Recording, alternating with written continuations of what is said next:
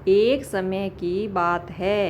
एक गांव में एक गुरु रहते थे, जिन्हें खबर हो गई कि अन्य नगर में एक और विद्वान आए हुए हैं। वे अद्भुत ज्ञान के मालिक थे और आगे बढ़ने के लिए सबकी सहायता कर सकते थे। ये खबर सभी को बहुत पसंद आई और सभी लोग उस नगर में उनसे मिलने के लिए जूझने लगे। इन दो विद्वानों की राज को पता चला ही वहाँ का राजा उनसे बात करने के लिए अपने दरबार में बुला ले आए। राजा ने दोनों विद्वानों से अपने राज्य में ज्ञान का प्रचार करने का आग्रह किया। दोनों विद्वान ने राजा के आह्वान को स्वीकार किया और उन्होंने राजा के सामने आकर कहा, आपके सामर्थ्य के लिए हमें गर्व महसूस हो रहा है महाराज। हम आपकी सेवा में सर्वोच्च कर्तव्य मानने के लिए तत्पर है। राजा ने खुशी से भरे उठे से कहा, तुम्हारी सामान्य भाषा में जनता को समझाया। पहले विद्वान मुस्कुराते हुए बोले,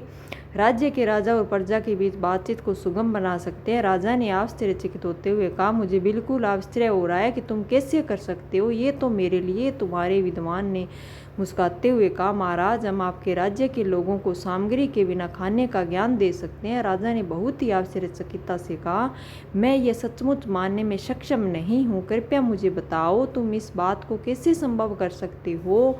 पहले विद्वान ने कहा, महाराज हम विज्ञान का उपयोग करके कैसा उपकरण बना सकते हैं जिससे हम राजा की मर्यादा के साथ बातचीत कर सकते हैं।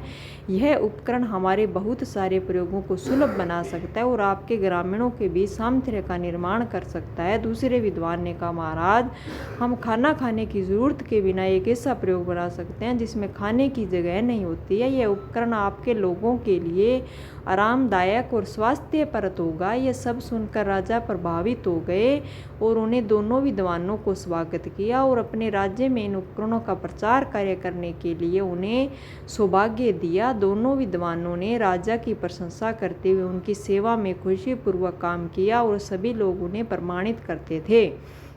इस कहानी से हमें यह सिखाया जाता है कि समय के साथ ज्ञान विकसित हो रहा है और बहुत से अद्भुत